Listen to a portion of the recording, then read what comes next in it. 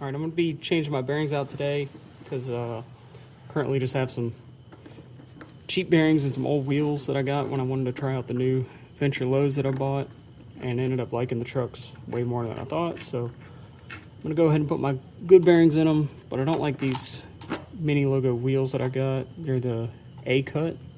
It's kind of like a lock-in style. It definitely helps for grinds, but I just don't like the wheels.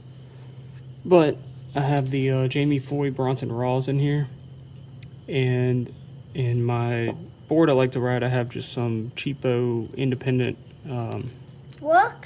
cheap independent bearings. They're actually pretty good, but they're not near as good as the Bronsons, and I just love the raw look and sound, so I'm just gonna throw these in. What'd you say? You got a battery? I think good work. And I have bearing spacers in here.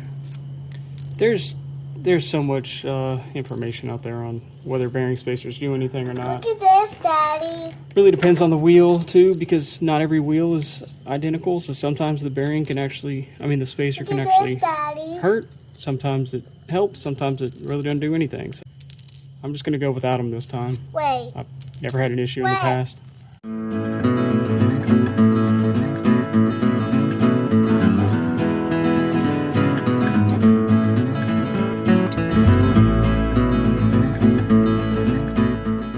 So these are the wheels I'll be using, more of a classic shape. I can't remember what they are. I think they're maybe some Satori's.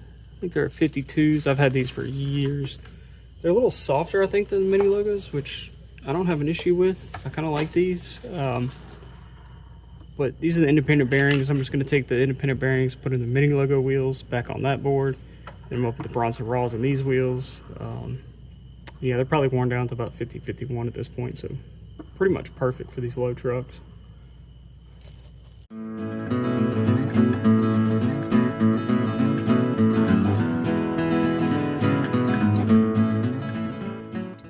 And usually whenever I do anything with wheels or bearings, I'll just rotate them to whatever makes sense. So these are kind of coned out. I'll go ahead and put it back in so it wears more evenly. Now I'm curious to think what y'all do about the spacing. I know a lot of people say if you use spacers, you don't have to space it, you just tighten the nut down. I had spacers in those wheels before, and I still left it a little loose.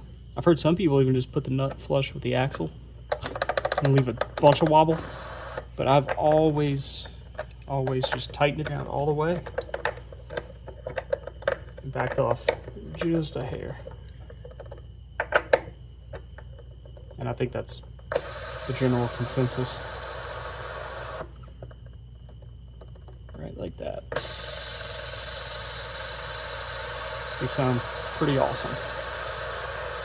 I know a lot of people just like pop the shields out of their bearings, but the Bronson Raws are actually meant to run dry. So if you pop shields out of normal bearings, you get dirt and the grease and everything, and it just sticks in. But these actually have tungsten coated races, so they're meant to run dry. And Bronson says it helps, like any dirt that does get in, it just kind of blows out, which may or may not be true, but I think it's cool technology. And then here's the difference with the independent bearings. They were super quiet when I first got them, and you can see they don't roll near as long. Not that dry roll means anything anyway, because bearings, they're meant to put load on them, so when you have the load on them is when you're rolling down the street, that sort of thing. That's what really matters, because you could have a bearing that rolls for half a second, but is a better bearing overall than one that rolls for 10 minutes. But in this case, Bronson's a much better bearing, and it just happens to roll longer on the board too. I really want to try the new Bronson Raws 6 balls. So I ran into an axle nut that won't go back on. But the cool thing about this Ace skate tool is it has built-in rethreaders. So I'm gonna rethread this axle real quick, and the nut should go on just fine. And I guess that's one of the benefits of just running your nut flush with the axle, is when you lay in primo and scrape, it doesn't ruin your threads, but this should clean it up pretty nicely.